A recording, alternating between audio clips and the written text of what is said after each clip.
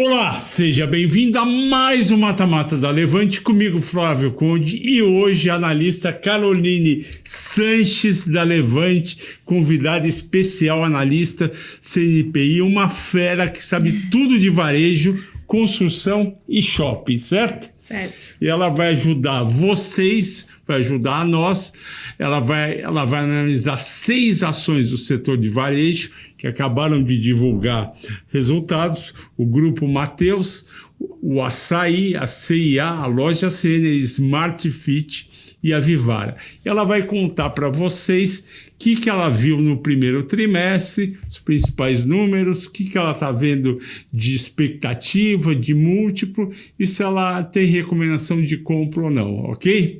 Carolina, muito obrigada. A gente fica Flávio. muito feliz de você estar aqui ajudando os clientes, pessoa física da Levante. Então vamos lá.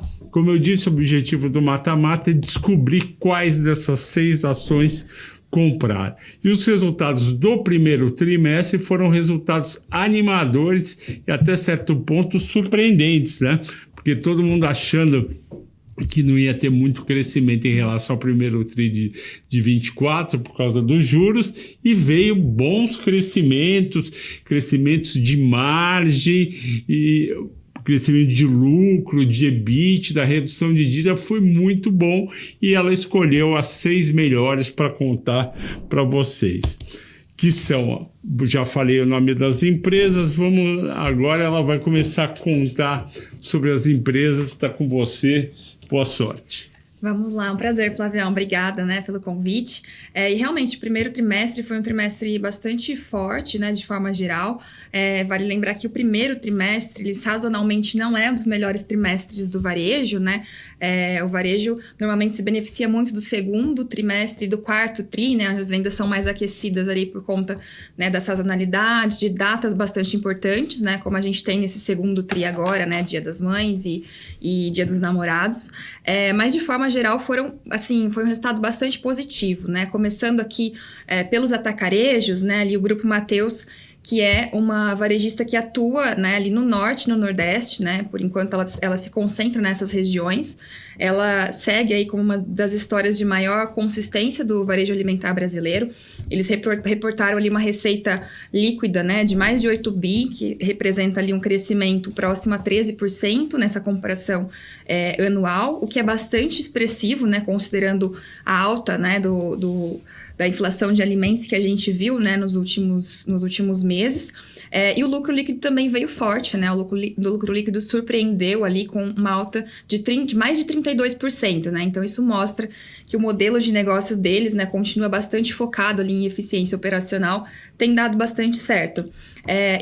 Comentando um pouquinho sobre a operação, ali do Grupo Mateus, basicamente eles atuam através de um modelo de varejo, de atacarejo e varejo alimentar, Então eles têm a operação mais forte, mais representativa do grupo é o atacarejo, seguido pelo varejo, Eles também têm a operação de hipermercados a operação de eletro, dentro da companhia, e a operação de atacado, Então, o grande trunfo ali é a excelência logística, Então, é um player dominante nessas regiões, norte e nordeste, onde eles atuam. E eles operam ali em praças onde grandes players nacionais, como o Assaí, o Atacadão, ainda não entraram com tanta força, Então, eles conseguem liderar ali uma estrutura mais leve, uma estrutura ágil, É uma companhia que tem bastante obsessão ali por controle de margem, A gente viu aí, até na apresentação que o Flávio mostrou, as margens bastante saudáveis, Uma eficiência ali em sortimento e um relacionamento com fornecedores que é um diferencial muito grande, para qualquer varejista, E comentando um pouquinho sobre gatilhos, de curto prazo, nós temos 2 principais, O primeiro é esse ciclo de festas juninas, o famoso São João, que no Nordeste é muito forte, É muito representativo, e isso impulsiona muito o faturamento do Grupo Mateus, Eles têm uma presença dominante ali, então isso impulsiona muito tanto o volume quanto o ticket médio. Então, esse é um dos primeiros gatilhos de curto prazo que a gente tem, que a gente espera para esse segundo TRI. E o segundo é a normalização das vendas pós-Páscoa, né? Então, como nesse ano caiu no segundo trimestre, isso também deve contribuir bastante para essa comparação anual, né? Nesse ano, não foi em março, como acontece normalmente, foi em abril. Então, a gente deve ver esse efeito também, né?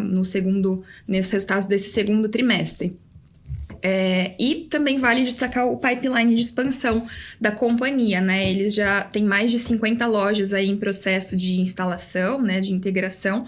Então, é um crescimento orgânico bastante robusto, sem grandes aquisições, né? O que é bastante positivo, dado o cenário de juros bastante altos, né? Isso evita bastante problemas de integração, né? Com vários M&As que a gente viu nos últimos tempos que acabaram acontecendo isso. E comentando um pouco agora sobre valuation, né? A empresa hoje, ela negocia, né, ali a 10 vezes o lucro para 2025, né? Então, é um múltiplo bastante, né, bastante atrativo, pro né, varejo, pro setor. Perfeito. O varejo normalmente é 13, 14. Perfeito, né? Já chegou a ser até mais, né? Por volta de 15, 16 vezes ali o lucro, né? E tem um potencial interessante, né? Caso a companhia aí continue entregando o crescimento na casa de 2 dígitos, como nós temos visto, tá? E recomendação de compra. Ótimo. Vamos agora para o atacarejo Assaí. Perfeito. Açaí, né, um pouquinho diferente do Grupo Mateus, é que ele tem uma presença nacional, né, como a gente vê aqui no mapinha, uma presença em todas as regiões do país. Usado que não tem Santa Catarina e Rio Grande do Sul, exato, né? Lá tem players muito fortes, tradicionais daquela região, né? Então, assim, basicamente a única região que eles não atuam, fora isso, eles estão presentes em todas as demais regiões. E é o único player no Brasil que opera puramente no formato de atacarejos, né? Então, a gente tem, por exemplo, o Carrefour, ele opera, assim como o Grupo Mateus, ele tem o varejo, ele também tem outras operações ali dentro, o varejo, né? E o atacarejo. E o Açaí é só atacarejo, né? Puramente atacarejo. E ele segue entregando bastante, né? A receita líquida nesse primeiro trimestre desse ano teve um crescimento ali próximo a 8%. O lucro foi, assim, sem dúvida alguma, um grande destaque, saltou 95% aí para 117 milhões, foi muito forte, né?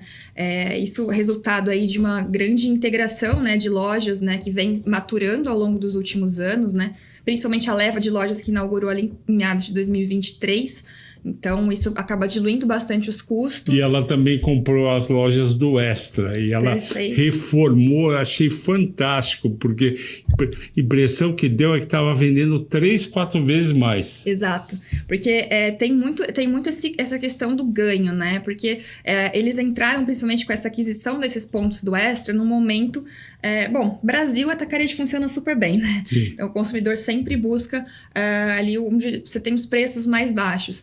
E, de uma forma geral, toda a estrutura de funcionamento de um atacarejo, ele funciona, a operação como um todo consegue ser bem mais barata, digamos assim, do que uma operação de uma varejista como um Pão de Açúcar, né?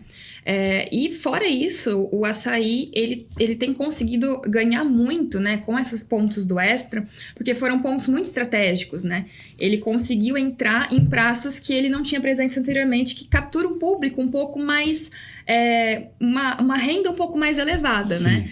Então, a gente tem vários pontos em regiões aqui de São Paulo que ele não conseguiu entrar. O aeroporto, por exemplo... Perfeito, é um ótimo exemplo. Eu faço comprar lá e a loja estava largada, não vendia nada. O Açaí foi lá, pegou o Extra, torceu, virou de ponta cabeça, ficou top, lotado. Perfeito, e eles fazem isso muito bem, né? Muito. Eles têm essa gestão de loja a loja, né, e de região por região muito específicas. Por exemplo, o sortimento de produtos que a gente encontra numa loja do Açaí perto ali de Congonhas não é a mesma que você tem, por exemplo, em Guaianazes, né? Sim, ele adapta ao público-alvo. Perfeito. Também, por exemplo, em Minas, ele tem ali o sortimento do que aquele público, do que aquelas pessoas consomem. Então, isso é um grande diferencial para eles, né? Eles têm essa pegada mais nacional e um foco mais agressivo em conversões, né? Como essas aquisições dos pontos do Extra, mas que foram, assim, foi realmente um deal muito bem, assim, feito, muito acertado. E gatilhos de curto prazo. E só um segundo, falando desse deal, quando ele adquire o Extra, ele faz uma dívida e ele estava num projeto de expansão. Eu lembro que a dívida chegou num nível razoavelmente alto e eu acho que eles falaram no segundo semestre do ano passado, 2025, a gente vai desalavancar. É isso que está ocorrendo? Perfeito. Eles terminaram esse pagamento, né, dos pontos das lojas do Extra. Então, daqui para frente, essa geração de caixa deve ser direcionada, né, majoritariamente aí para novas aquisições, né? Eles geralmente novas aberturas de lojas, né? Eles geralmente abrem ali em torno de 10 lojas. Reduziram, né, para 10 lojas mais ou menos aqui por ano. É um número bem conservador. Exato, E eu acho que é até bastante assertiva essa decisão, né, considerando todo o cenário, né? E ela tem que reduzir a dívida. Ela tem que reduzir. Ela tá com uma alavancagem um pouco alta, né, ali por volta de próxima a 3 vezes.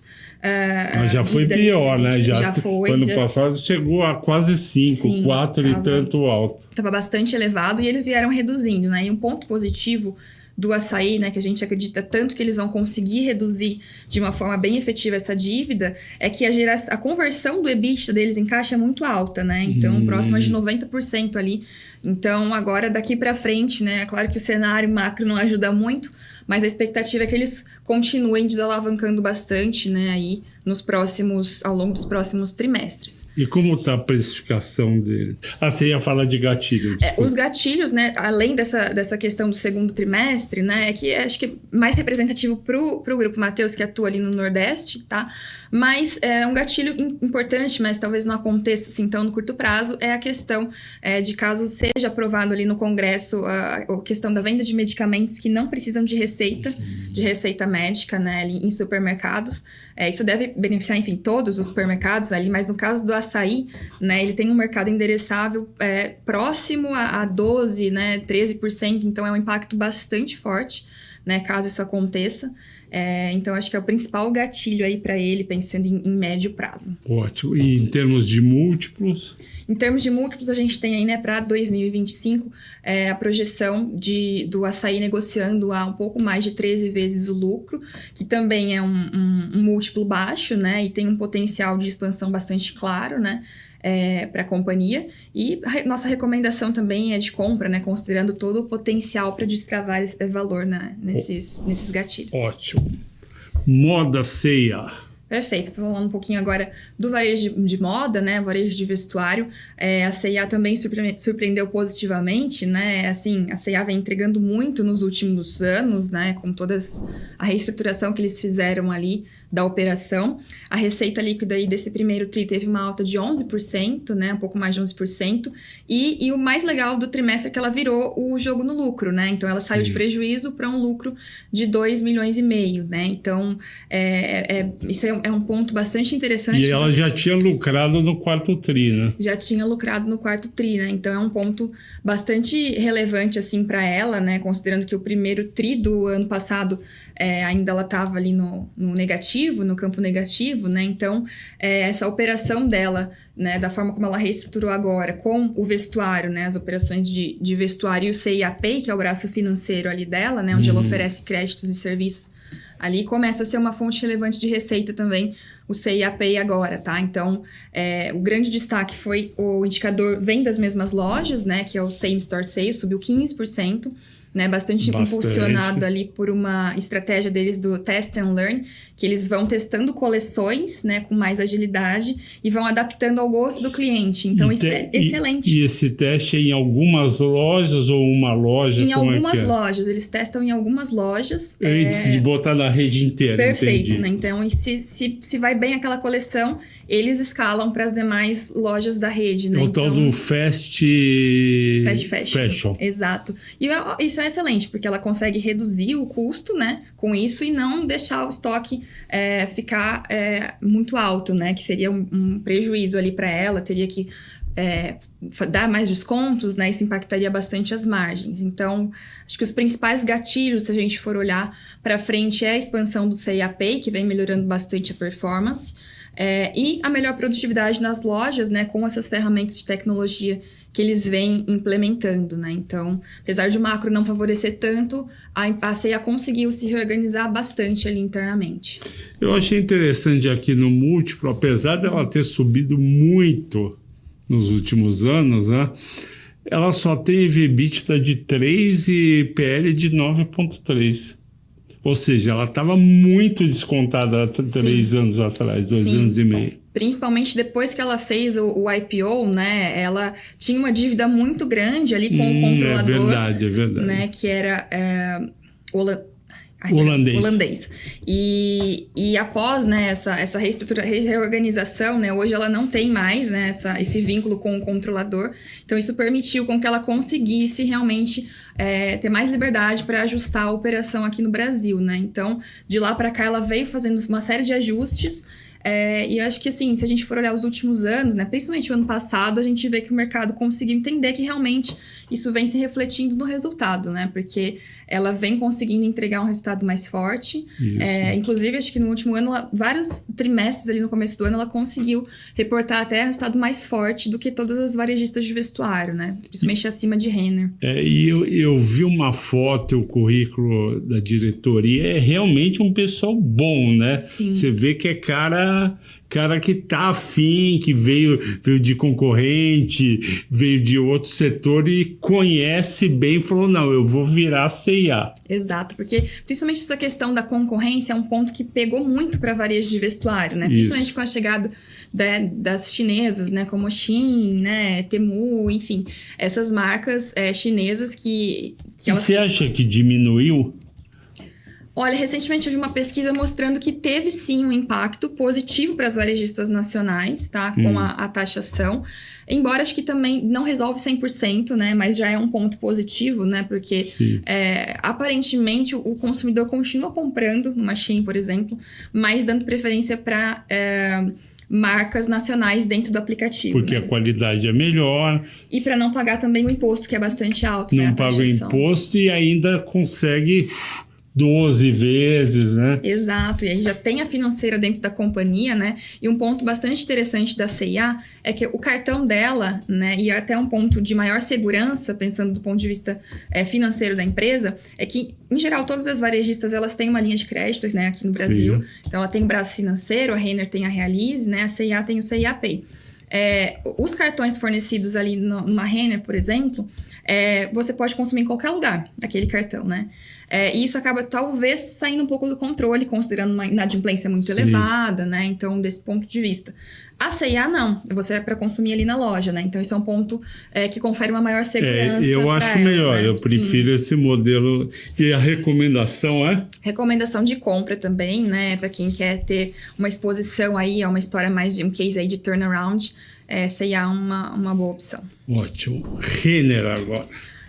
A Renner também voltou com tudo, né? Acho que ela virou o jogo aí nesses últimos trimestres. A Renner que atua aí com as marcas, né? Renner, Kamikado, Yukon, a Ashua e a Realize, que é o braço financeiro dela, né? Então ela... E repassa é o quê? Repassa é um brechó. É um brechó eletrônico, né? Exato, né? Moda circular, né? Então eles adquiriram, né? Até um certo tempo, né? É pequenininho ali dentro da companhia, mas é uma empresa aí, né? Um brechó, de moda circular. E o crescimento aí foi de 12%, né? Parecido um pouco ali com o C&A, e o lucro líquido foi bastante expressivo, né? De 58%, né? E o diferencial importante da operação da Renner, né? É que ela é uma operação bastante madura, né? Ela tem uma base digital bastante forte, né? Excelência em sortimento, em precificação.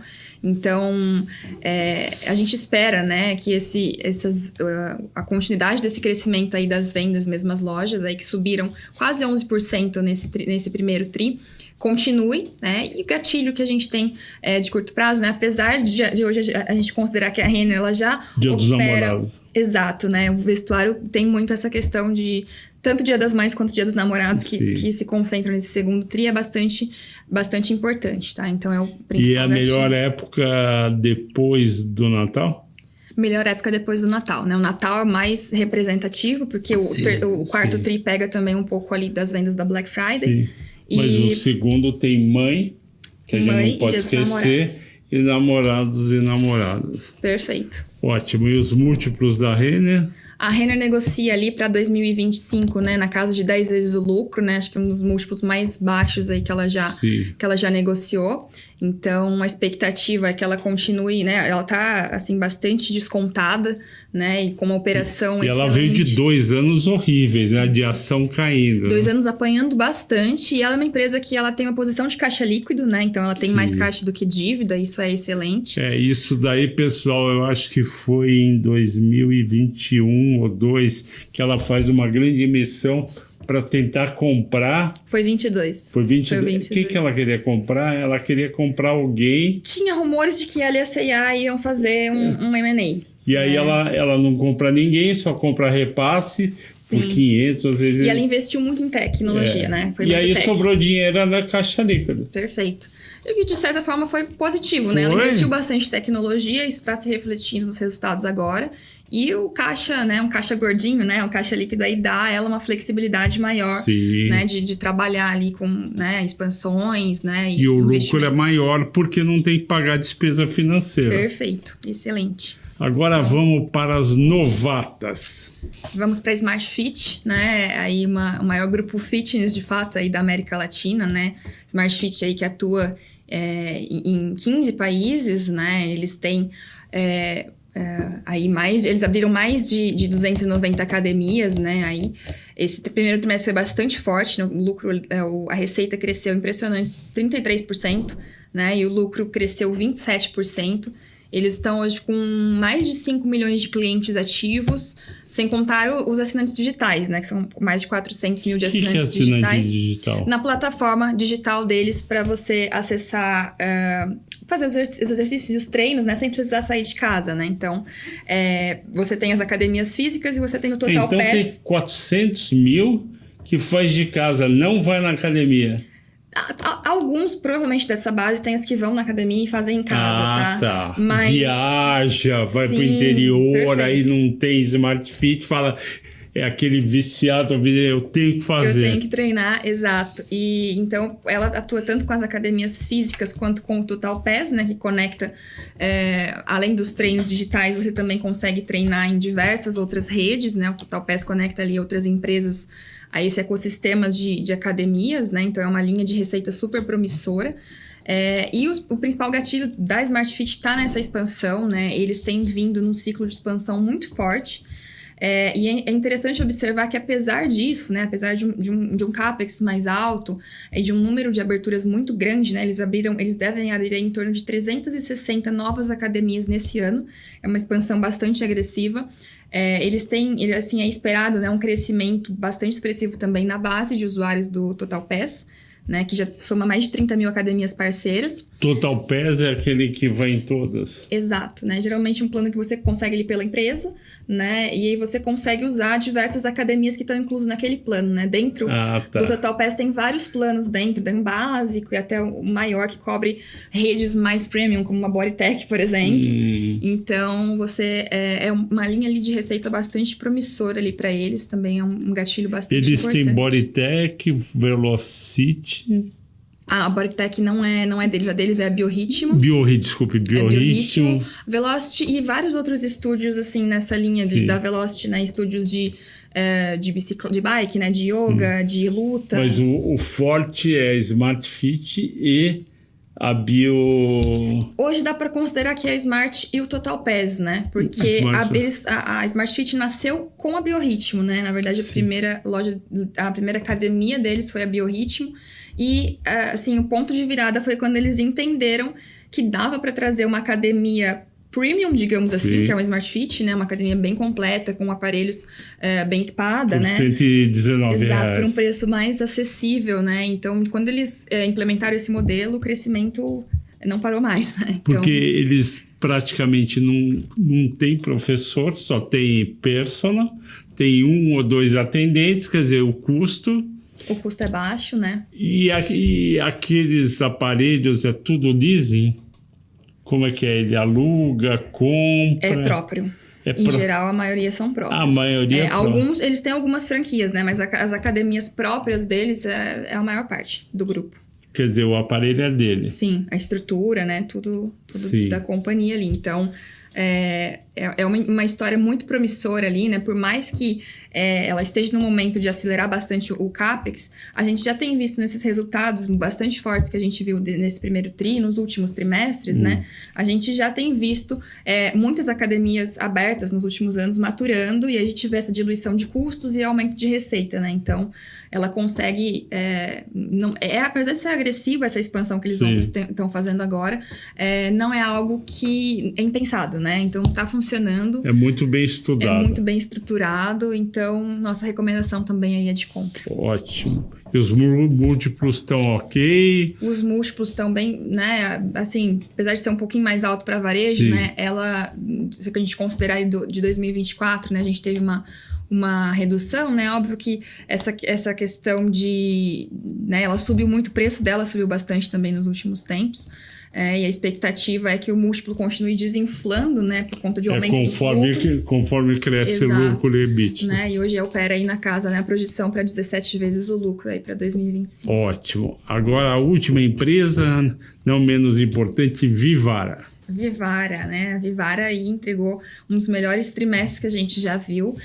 A receita crescendo ali mais de 20%, né? E um lucro que disparou ali impressionantes 220%, né? Foi ali extremamente forte. De 36 milhões para 115. Exato, né? Então, eles têm um modelo verticalizado que a gente considera muito vencedor, né? Que eles têm a fábrica, eles mesmos produzem, então eles têm toda essa verticalização, confere uma vantagem competitiva muito importante, né? A fábrica é em Manaus? É em Manaus. E aí tem incentivo fiscal. Tem incentivo fiscal, né? E eles tiveram uma migração, né, de fábrica, eles expandiram para uma fábrica maior lá. Então a gente tem visto, né, a Vivara, além de ela atuar num varejo alta renda, né, que já está mais protegida ali, porque o ticket médio é mais alto, né? Ela atua mais ali, é mais direcionada para o público AB, né, que você tem uma maior proteção, né, que não é um público que fica tão exposto, né, à questão de juros, né, e ao cenário macro, como uma C&A, por exemplo. Então, além de tudo isso, ela opera num modelo verticalizado, né, que confere maior flexibilidade para ela, flexibilidade de coleções, né, eles fazem uma gestão muito interessante, né, dessa questão do ouro, né.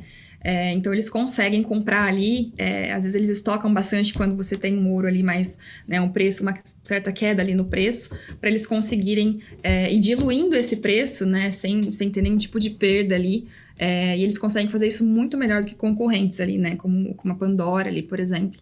Esse repasse deles consegue ser integral sem que o preço fique tão elevado, né. Ótimo. E os múltiplos dela? Hoje ela está negociando ali, né, na casa de 8 vezes lucro, né? Nossa, tá baixo. Tá né? muito barata, né? A gente considera bastante descontada, é uma empresa muito promissora, né? Na nossa visão ainda ela não, né, o preço que ela negocia hoje ainda não se reflete, né, no potencial que ela tem.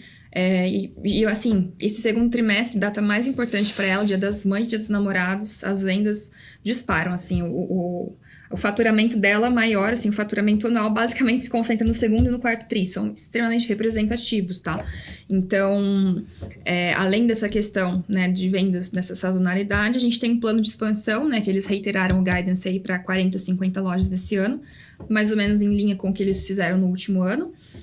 E a unidade Fabril aí de Manaus, né, que ampliou bastante aí os créditos fiscais, isso ajuda bastante nas margens, então um ponto bastante positivo, né? Então é uma compra com convicção. Ótimo. Uma ótima combinação aí de crescimento e geração de valor. E Caroline, o nosso seguidor, cliente que está vendo esse vídeo, viu 6 recomendações de compra. Se ele tiver que escolher só 2 para colocar na carteira, eu diria Vivara e Smart Fit. Eu acho que são assim, as mais promissoras, operam, né, em segmentos diferentes dentro da bolsa. Elas não têm um concorrente direto, né, ali dentro da B3. A Vivara a gente considera, além desse crescimento muito expressivo, né, ele é muito fruto dessa verticalização que eu comentei, esse modelo verticalizado e margens altíssimas, um valuation super atrativo, né, como a gente viu, né, ali o preço-lucro dela está muito baixo, né, bastante descontado. Sim. E ela tem essa questão dos incentivos fiscais também, tem a questão de datas sazonais, o gatilho ainda da expansão de lojas. Então, assim, é um case de crescimento com qualidade, né? E na nossa visão tem um potencial ainda bastante elevado aí para o curto e médio prazo. Ótimo. Caroline, muito obrigado. Foi excelente. Eu que agradeço, foi Flávio. uma aula de varejo. Espero que todos tenham gostado muito. Deem o like, escrevam nos comentários contando o quanto você gostou dessa apresentação. E a gente espera mais uma vez ter ajudado você a tomar as melhores decisões na sua carteira de ações. Obrigado. Obrigada. E até a próxima. Tchau, tchau, pessoal.